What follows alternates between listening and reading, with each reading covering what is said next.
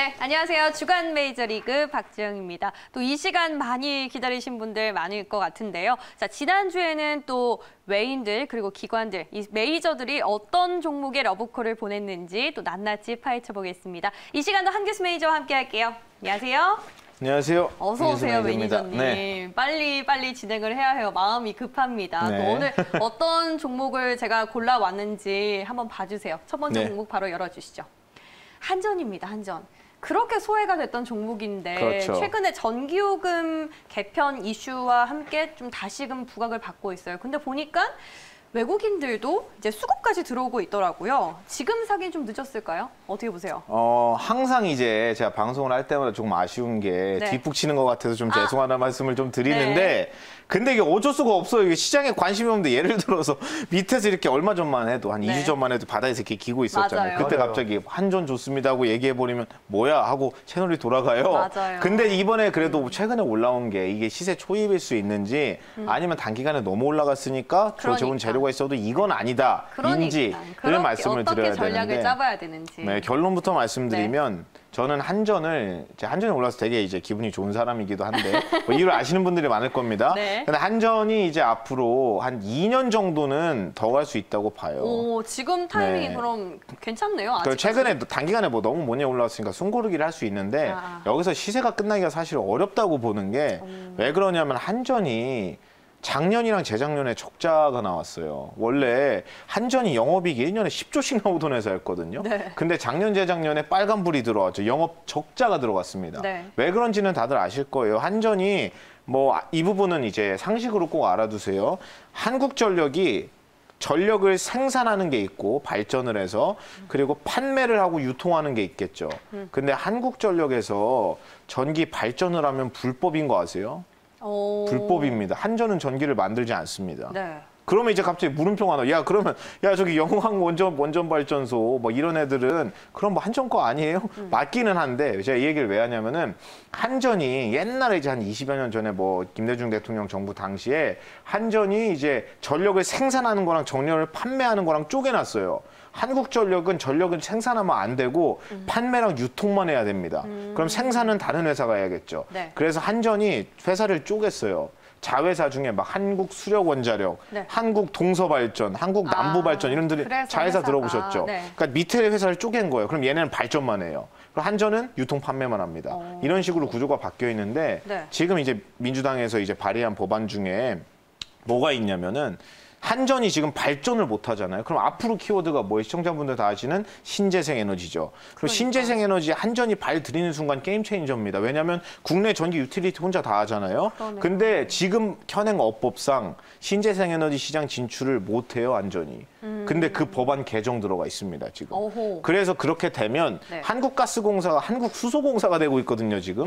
가스공사한테 수소 유통을 다 몰아주고 있어요, 정부가. 앞으로 수소 시장이 엄청나게 끌 거는 이제 불보듯 뻔한데 그럼 한전이 신재생에너지 생산 쪽으로도 이번에 뚫리면 아주 큰 재료가 있는데 그건 아직 발의가 돼 있는 거고 통과가 된 건 아닙니다. 근데 최근에 올라간 거는 원가 연동형. 예를 들어 이거 지난 이제 작년 재작년에 적자가 나왔던 이유가 우리나라가 원전 이용률을 떨어뜨리니까 그럼 상대적으로 전력 수요는 계속 있는데 공급을 못 하니까 그러면 다른 걸로 메워야 되잖아요. 원전 가동을 중단시킨 걸. 그거를 이제 뭘로 메웠냐면은 신재생 에너지 기준 커버가 안 되기 때문에 석탄 화력발전소, 수력발전소 이런 걸로 많이 돌려서 메웠어요.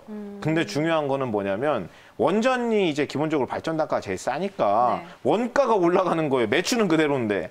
그러니까 자연스럽게 적자. 근데 적자가 들어가다 보니까 야 그래도 아무리 공기업이어도 흑자는 나오면서 가지고 가야지. 적자는 아니지 않냐라는 이제 여론이 생기니까 이제 연료 그 전기요금 현실화가 되는 겁니다. 원가가 올라간 만큼 전기료도 올릴 수 있게 해주겠다는 거예요. 그게 이번에 나온 연동형 이제 그렇죠. 이번에 개편안이 그래서 나온 겁니다. 그거 나오자마자 야 그러면 한전이 앞으로 원가가 올라가든 내려가든 상관없거든요. 이 적자가 안 난다는 얘기예요, 이제. 그리고 한전이 아시겠지만 대표적인 배당주였는데 작년이랑 재작년에 배당을 막 하기는 했지만 거의 의미가 없는 수준을 했어요. 돈이 없으니까. 앞으로는 배당주가 다시 되는 거고 앞으로는 적자가 발생할 수가 없는 구조가 되고 앞서 말씀드린 대로 지금 신재생 에너지 법안 들어가 있는 거, 발의돼 있는 거 그걸 보면 또 민주당에서 발의한 거기 때문에 통과될 가능성이 높죠. 그러면 신재생 에너지까지 이제 완전 게임 체인저가 엄청나네요. 될 수 네. 있습니다. 그렇죠. 그래서 2년은 뭐 고사하고 10년도 더 가겠는데 그렇죠. 그러면 언제쯤 들어갈 수 있어요? 차트 보면서 잠깐 그렇죠. 차트 보시면서 말씀을 드려보면 네. 제가 이 종목을 신규로 들어가는 사람이라면 네. 저 같으면 어떻게 할 것 같냐면 그냥 지금 첫 매수 들어가요. 첫 매수 그냥 들어가 네네네. 버린 다음에 네. 이제 조정 나와서 지금 딱 이 가격대 있죠. 네. 여기까지 내려서 이제 갭 보정을 하게 되면 그냥 한 번 더 삽니다. 왜냐하면 기본적인 마인드 자체가 나 이 종목은 1, 2년 들고 갈 거고 시세가 여기서 끝나지 않는다고 보니까 지금 첫 번째 발을 담그고 내려오면 추가할 생각을 하고 사는 거죠.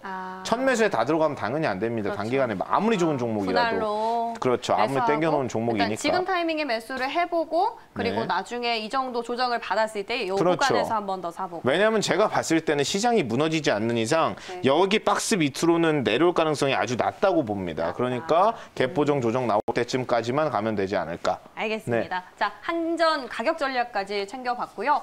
두 번째 종목도 바로 확인해 볼게요. 두 번째 종목은 또 제가 골라봤습니다. 후성을 찝어봤어요. 네. 후성 좋죠. 이 종목도 2차 전지 관련주로 이슈가 또 많은 종목인데 지난 금요일에 갑자기 급등해서 봤더니 이유는 딱히 없는 것 같았어요. 근데 메이저 수급이 들어오고 있더라고요. 그렇죠. 수급 말고 다른 이슈가 있나요? 말씀하신 대로 지난주 금요일이었어요. 네. 금요일 날 이제 크게 올라갔는데 차트 한번 보시겠습니다. 네. 후성. 차트 한번 후성 볼게요. 지난주 금요일 때 이날이죠. 누가 봐도 양봉이 너무 아름답게 이제 그 지영 씨처럼 아주 아름답게 이제 생겼는데 양봉이. 근데 이제 재밌는 건 뭐냐면 네. 저렇게 많이 올라갔는데 이유가 없어요. 그러니까요. 이유가 없는데 그 후성 같은 경우에 제가 주변에서 이제 자꾸 후성 같은 거 어떻게 하냐 그럼 그냥 가지고 계세요라고 말하던 이유가 뭐였냐면은 네. 두 가지가 있어요. 후성이 원래 뭐 하는 회사냐면은 냉매 있죠. 에어컨. 네. 에어컨을 많이 쓰다 보면 이제 이 여름에 차 에어컨 세게 틀어도 에어컨 안 나오고 냉매 떨어진 거 아니에요? 네네. 냉매 충전하러 가죠.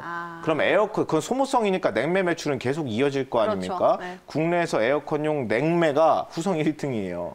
냉매로 돈을 많이 벌어요. 여름 테마주로 또 묶을 수 그렇죠. 있겠네. 맞습니다. 네. 근데 후성이 잘 아시겠지만 냉매가 캐시카우긴 하죠. 매년 꾸준히 계속 팔아먹을 수 있으니까. 네. 근데 중요한 건 거기서 무슨 성장을 해요? 없잖아요. 맞아. 그러니까 이제 다른 매출비 중에 뭐가 있냐면 특수가스 같은 거예요. 막 반도체 공정에 들어간 특수가스 같은 것도 엣징이나 하고. 뭐 이런, 네. 그렇죠. 그리고 하나 더 묶여 있는 게 탄소 배출권 사업도 합니다. 그래서 사실 바이든 테마주로도 묶을 수도 있어요. 탄소 배출권도 있으니까. 네. 근데 메인은 뭐냐면은 2차 전해액 전지. 첨가제입니다. 네. 전해액 첨가제. 제가 그 얘기 많이 전해액 하잖아요. 첨가제. 이제 마법의 가루라고 해가지고 전해액에다가 가루를 넣어요. 그러면 충전 속도 빨라지고 효율 올라가고 내구성이 좋아집니다.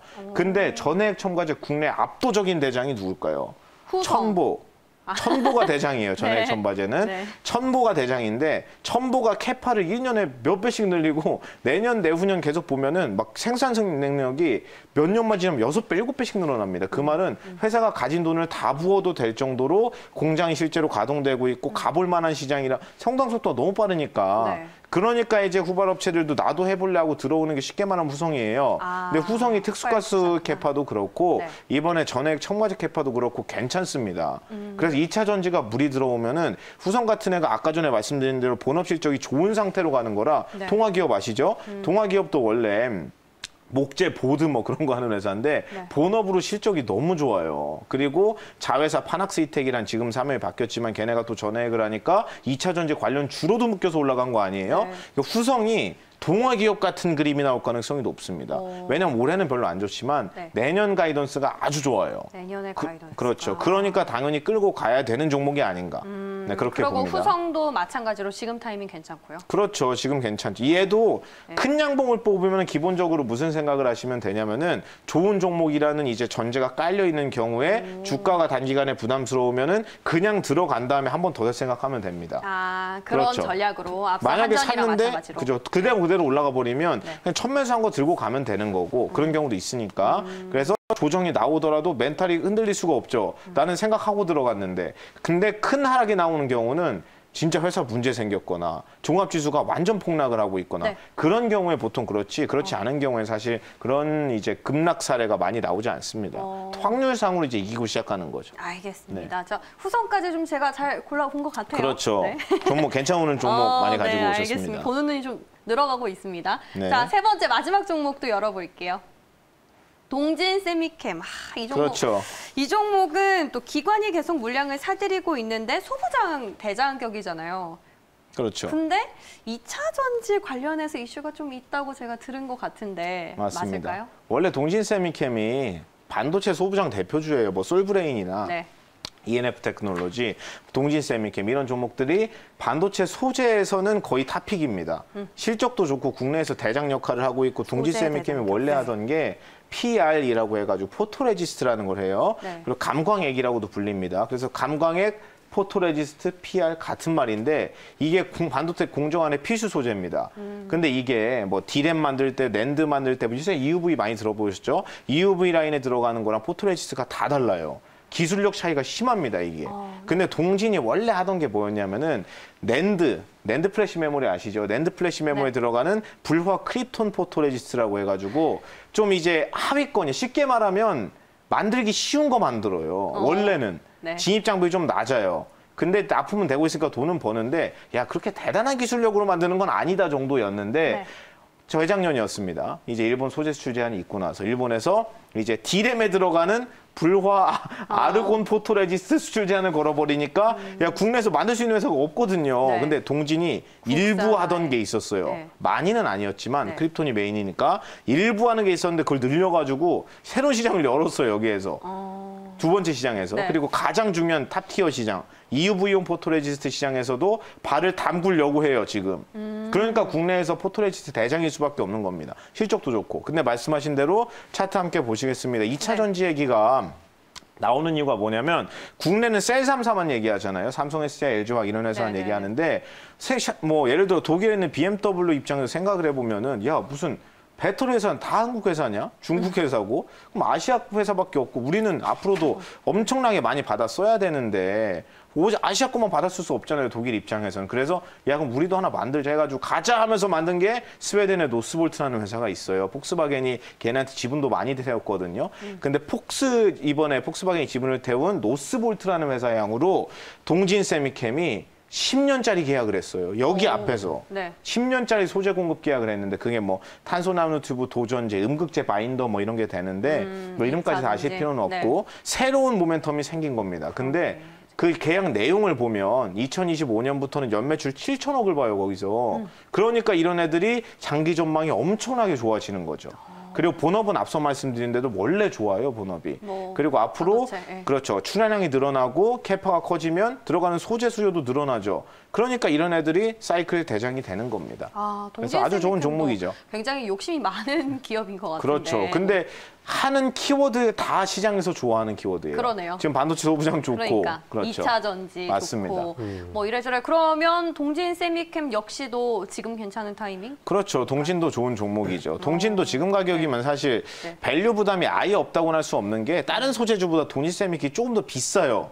왜 그럴까요? 2차 전지 하니까 얘는. 다른 애들은 안 하거든요. 그래서 보통 비싼 애들은 똑같이 100억 버는데 영업이익이 누구는 1,000억, 2,000억인 애가 있는데 업종도 똑같대요. 그럼 상식적으로 이해가 안 가죠. 같은 업종에서 같은 돈 버는데 얘는 2,000억, 나는 1,000억. 그러면 이 2,000억인 회사는 항상 이유가 있어요.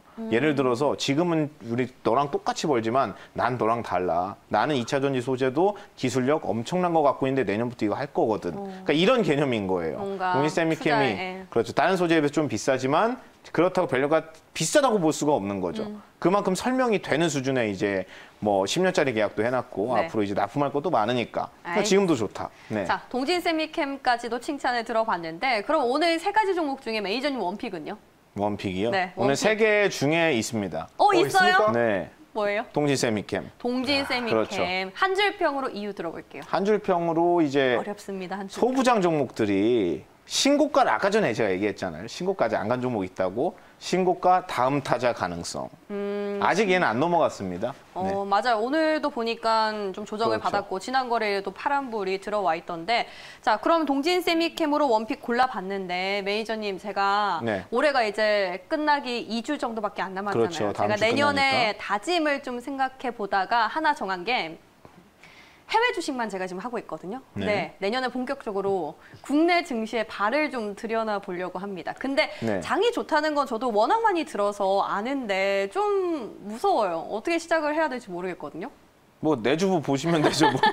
이것만 보시고 그대로 따라오시면 뭐 저도 그렇고 네. 저도 업종을 웬만하면은 막 맨날 똑같은 얘기만 하지 않고 다른 업종, 다른 종목을 좋은 업종이 있으면 네. 다루려고 노력을 하고 그리고 또 화요일에 출연하신 우리 또 김영민 매니저님도 저랑 비슷하게 뭐 테마 쪽보다는 실적이 나오고 끌고 갈 수 있는 종목들 위주로 하시잖아요. 네. 그러니까 서로 이제 둘이 얘기하는 거를 이제 잘 비교해 보시면서 둘 다 좋다고 하면은 가능성이 높겠죠. 네. 그리고 이제 서로 이제 얘기를 잘 들어보시고 그런 식으로 좀 업종도 비교를 분산이 해서. 잘 되니까 네, 사실 알겠습니다. 내주부만 보셔도 되겠다. 내주부만 봐라. 근데 또 네. 내년에 어떻게 주식시장이 흘러갈지 전반적으로 이야기를 좀 들어보고 싶거든요. 그럼 어떻게 해야 돼요? 그렇죠. 우리가 또 다음 주 이 시간에 네. 오늘 월요일이죠. 다음 주 월요일입니다. 다음 주 월요일엔 또 이제 올해 마지막 방송이다 보니까 내년 증시 전망을 제가 준비했어요. 네. 그러니까 내년에는 업종 뭐 보세요? 여기서는 어떤 종목 보세요? 해서 쪼개서 다 알려드릴 겁니다. 내년에 네. 그렇죠. 캡처를 꼭 하셔야 되는 그런 이제 방송이 될 거기 때문에 알겠습니다.